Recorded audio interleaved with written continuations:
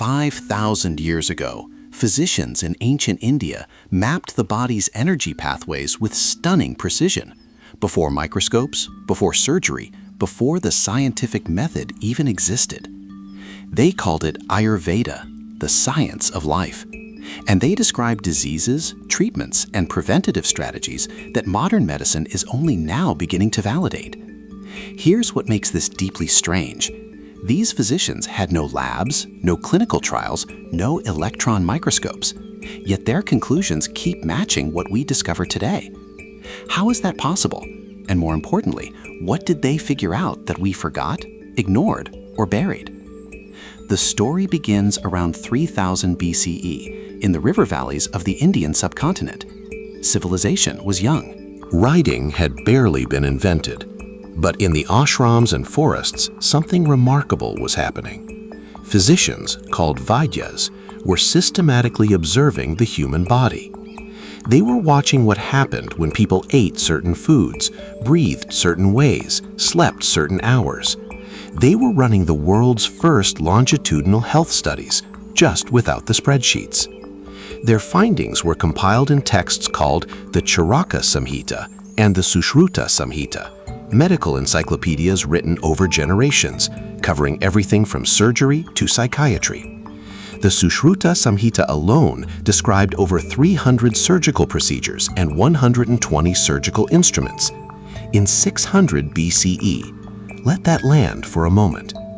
Western medicine wouldn't reach equivalent surgical sophistication until the 18th century. That's a 2,000-year gap, and surgery was only the beginning. The Ayurvedic system was built on one core idea, that the body is not a machine, it's an ecology, a dynamic system that must stay in balance. They described three fundamental forces, or doshas, that govern how every body functions: Vata, Pitta, and Kapha, wind, fire, and earth.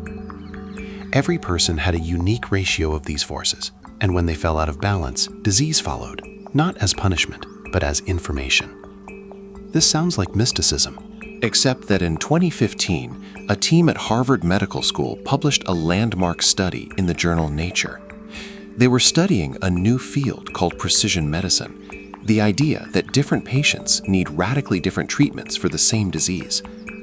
After sequencing thousands of genomes and analyzing microbiomes, they discovered something striking.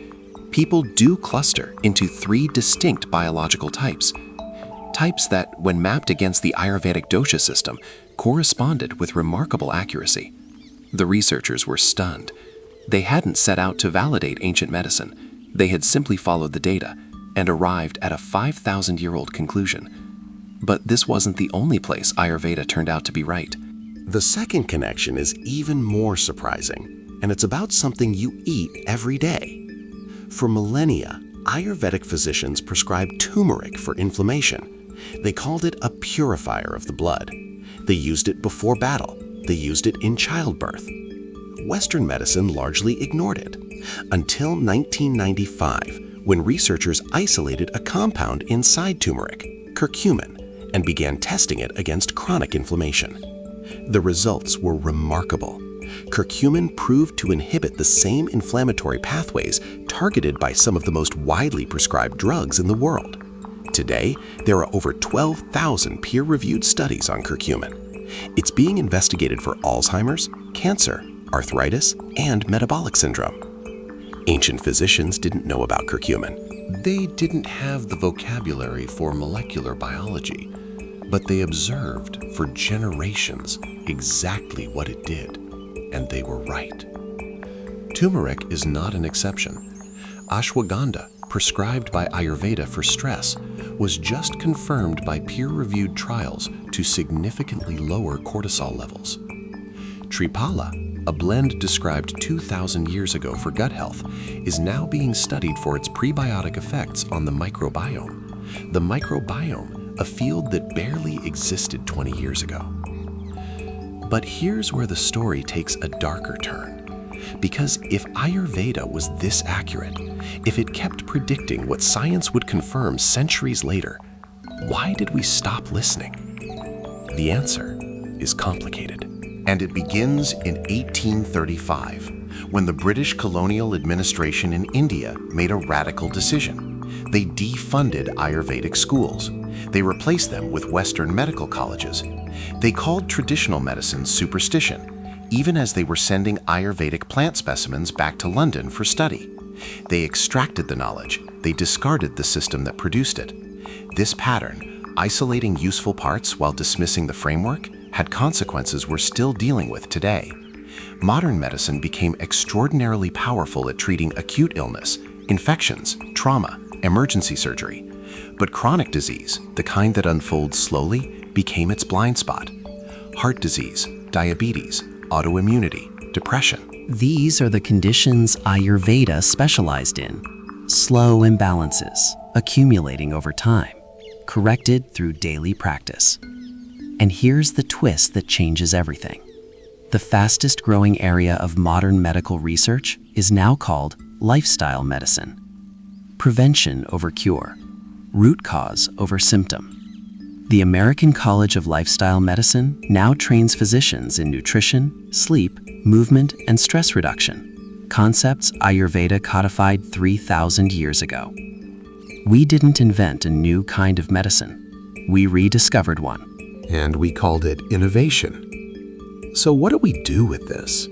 It would be easy to feel frustrated at centuries of dismissal, at the knowledge that was right all along. But perhaps the more useful question is, what does it mean that two entirely different civilizations, separated by thousands of years, kept arriving at the same conclusions about the human body? It suggests that the body has always been trying to tell us something, that health, true health, is not complicated.